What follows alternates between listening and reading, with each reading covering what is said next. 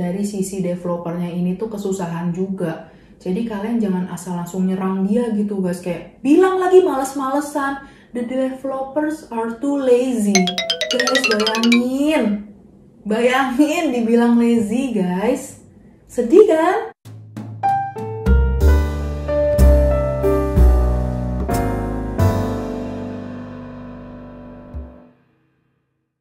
Hai guys, welcome back to my channel. Balik lagi di sini sama aku tentunya Maria Marcella. Dan hari ini aku bakalan bikin video akan berita update peta airship di Among Us. Kenapa sih text time-nya tuh lama banget? Apakah bakalan di cancel peta airship itu? Jangan sampai deh ya. Salah satu developer Among Us yang bernama Victoria Tran mencoba untuk menjelaskan kenapa sih developer itu nggak bisa menerapkan semua masukan-masukan dari kalian. Bahkan kalau mau nambahin sesuatu atau update sesuatu, it takes months gitu loh, bisa berbulan-bulan, nggak cuma bisa 1-2 hari doang.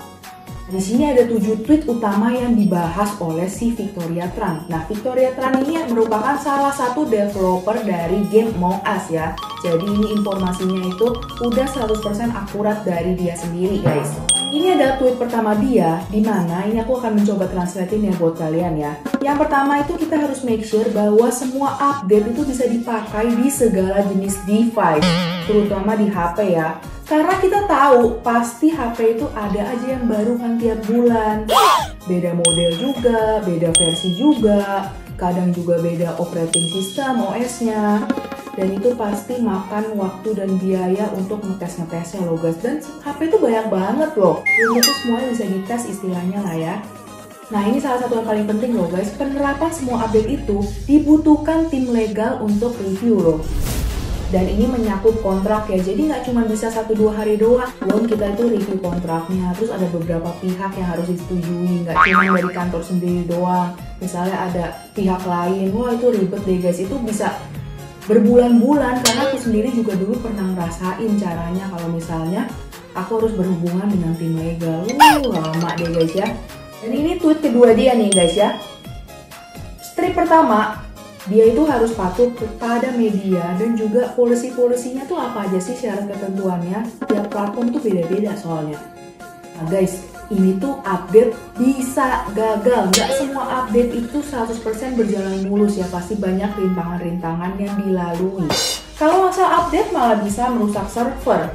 Yang dimana kita tahu Among Us itu berjuta-juta orang yang main. Nah lo kalau servernya rusak, pusing dah guys.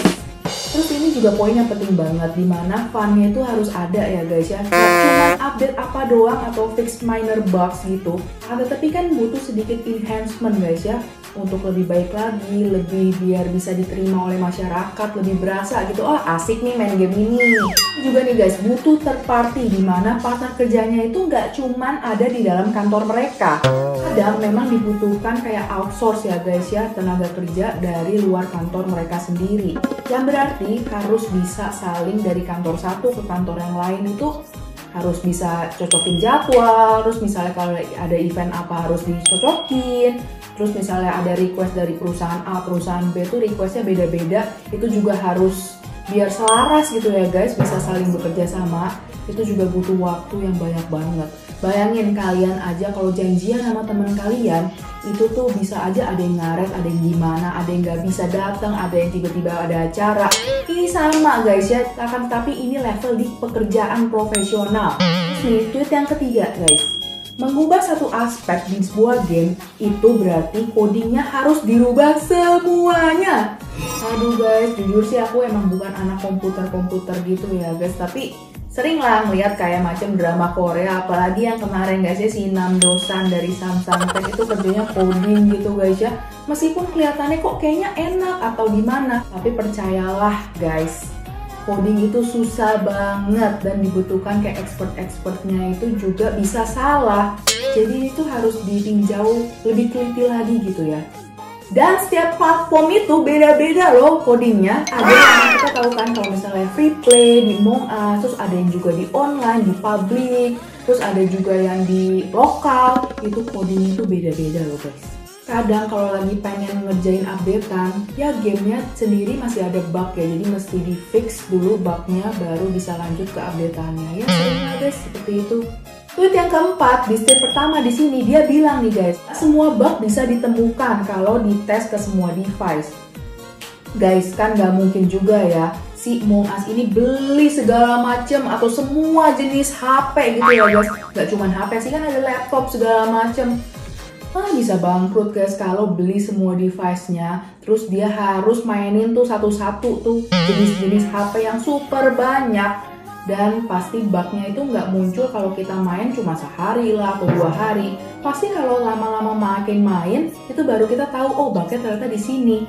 Dan itu membutuhkan tenaga kerja yang super banyak. Jadi nggak mungkin ya guys semua bug itu bisa ditemukan.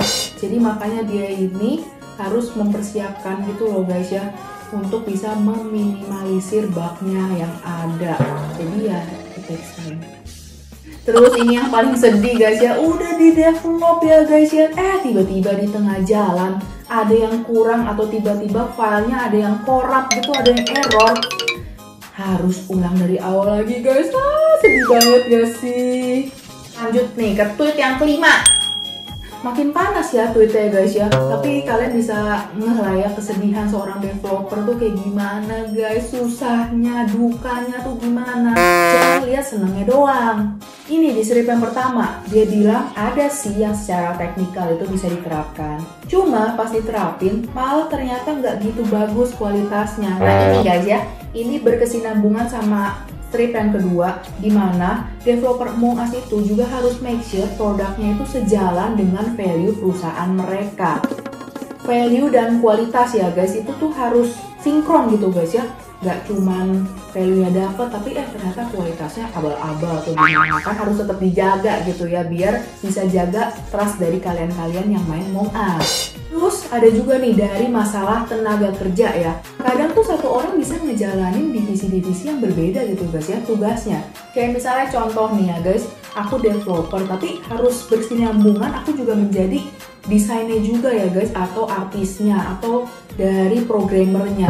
Itu tuh harus sinkron ya guys, dan kadang emang head-headnya itu dibutuhkan orangnya tuh yang sama agar pemikirannya itu bisa sejalan gitu guys ya. Aduh, aku ngomong ini ke kalian aja tuh lumayan susah ya guys, apalagi kalau ngerjain secara langsung atau jadi headnya secara langsung.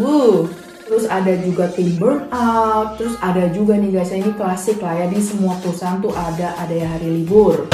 Dan ini hari libur memang juga bisa diganggu gugat ya, soalnya juga ada undang-undang dari pemerintah akan ketenaga kerjaan. Terus ada juga yang lagi liburan, cuti gitu, ada yang sakit, terus ada juga turnover tenaga kerja. Misalnya nih, ada satu orang udah jadi key personnya nih di suatu perusahaan, terus dia merasa tuh kalau aduh nggak kuat nih kerja di sini, nah dia berusaha untuk resign. Aduh guys, turnover lagi nih employee-nya, jadi staff-staffnya itu pada keluar masuk gitu tuh juga jadi salah satu masalah perusahaan guys ya. Jadi makanya memang HR itu sangat penting di perusahaan untuk bisa kayak istilahnya memperbaiki atau meminimalisir hal itu tuh terjadi. Lanjut aja ke tweet yang ke-6. Di step pertama dia bilang nih, pas dicoba kayaknya pemain gak bakal suka dengan ada fitur ini. Bener guys ya, nggak semua orang punya preferensi yang sama. Misalnya aku suka semangka, kamu nggak juga suka semangka. It's okay gitu guys ya, it's okay, kamu nggak perlu suka semuanya. Misalnya kamu pun yang nonton nggak suka sama aku, pasti ada juga orang yang dislike juga nih video itu. Terus yang di strip yang kedua, ini penting banget menurut aku, penting banget karena bener banget nih, simple design bukan berarti simple juga buatnya. Karena semakin itu dipersimpel guys, semua orang tuh makin mengerti akan sebuah desain. Justru desain yang super simple itu malah membutuhkan pemikiran agar orang tuh bisa nganggep, oh itu mah gampang, enak dipakai tinggal kayak gini. Padahal ya, itu justru yang lebih susah. Terus ada juga nih stripnya kekurangan uang. Ada juga menunggu approval ya guys. Jadi ada lead time istilahnya ya, ada perbedaan waktu gitu kan. Kita harus eksekusi sesuatu tuh membutuhkan approval ya dari atasan atau dari pihak investor, ada atau dari pihak manapun itu membutuhkan approval ya guys ya. Mungkin bisa dari email ya, email atau chat WA gitu, apalagi lagi pandemi kayak gini. Jadi memang free time-nya tuh agak lebih panjang ya guys. Sedih. Secara nggak bisa ketemu secara langsung gitu. Terus juga ada strip di mana dia menjelaskan kadang bisa bertentangan dengan yang publisher mau. Iya guys, bener, yang punya duit siapa, yang ngerjain siapa, pasti juga kepentingan mereka tuh berbeda-beda ya. Mungkin yang programmer lebih pengen gamenya agar bisa diterima oleh masyarakat gini. Kalau misalnya investor pengennya cepet dapat returnnya cepet gitu, dapat duit baliknya cepet gitu. Ya beda-beda kepentingan lah ya guys ya. Terus juga bisa ada nih selisih paham dengan rekan kerja. Ya samalah perbedaan pendapat istilahnya. Dan ini guys ya tweet terakhir, tweet ke-7 dari si Victoria Trump. Dimana dia tuh bingung, kadang tuh mau prioritasin yang mana dulu kah? Untuk konten lah, untuk updatean kah? Untuk dari segi kualitasnya kah? Keamanan? Atau dari segi mana dulu? Karena pasti ada segelintir orang yang pengennya tuh cepet-cepet ya guys. Untuk buat udah bisa tapi nggak memikirkan faktor keamanannya, jadi lebih diabaikan gitu. Nah menurut aku developer Among Us ini memikirkan segala jenis aspeknya ya guys. Semua faktornya itu secara matang-matang, makanya dia juga takes time-nya lama banget untuk merilis suatu hal. Peta Airship butuh lama banget, apalagi kalian juga tahu kan Peta Airship itu gedenya 4 kali dari Peta Polus. Yang kedua, tadi kan aku ada menyinggung tuh ya tentang kekurangan tenaga kerja. Tapi guys, kalian harus camkan ini dalam pikiran kalian. Dengan mempekerjakan seorang yang baru dan mungkin bisa dibilang lebih expert pun, lebih mahal pun tenaga kerjanya. Misalnya nih ya guys, programmer baru, artis baru gitu. Bukan berarti kecepatan produksi bakalan langsung meningkat naik gitu guys. Enggak sama sekali guys. Ada waktu juga kan untuk membiasakan orang itu bekerja di perusahaan tersebut, di lingkungan mereka, cara mereka kerja. Terus belum tentu juga seirama gitu ya guys. Misalnya cara kerja orang A dengan orang B udah cocok nih, tapi B-nya itu resign diganti C, sama C belum tentu cocok. Aduh, malah pusing dah guys ya. Namanya juga tenaga kerja ya, memiliki perasaan juga segala macam ya. Harus disesuaikannya tuh pinter-pinter. Terus ini di poin yang terakhir guys, dia bilang kadang tiap sudah jadi beta testing ada aja loh yang kurang, jadi celah-celahnya itu harus di fix. Jadi intinya guys dari tweet ini semua, Among Us itu membutuhkan waktu yang lumayan lama agar bisa memproduksi hasil game yang bisa kalian mainkan dengan aman, enak, kualitasnya juga bagus, dan sesuai dari value perusahaannya dia. Dan please kalian ngertiin akan hal itu, karena ini dari developer sendiri guys. Tweet ini yang terakhir nih guys, dia tuh bilang, dia tuh capek dianggap bahwa developer game Among Us ini itu hanya malas-malasan.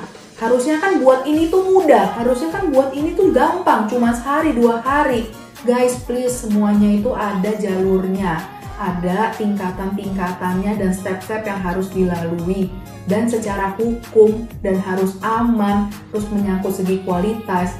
Dan itu tuh nggak gampang, jadi kalian jangan kerjanya ngeluh doang gitu ya guys. Jadi aku harap nih kalian mengerti ya, dari sisi developernya ini tuh kesusahan juga.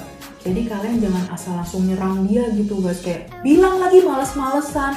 The developers are too lazy.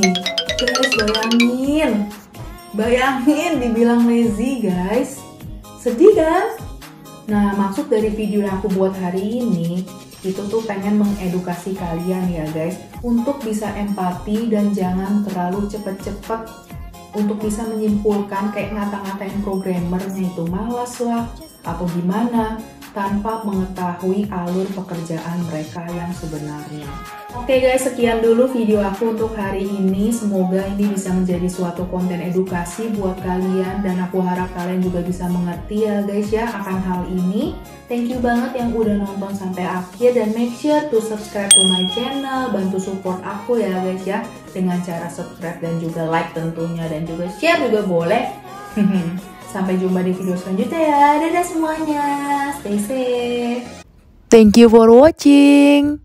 Hope you like the video. Jangan lupa subscribe ya.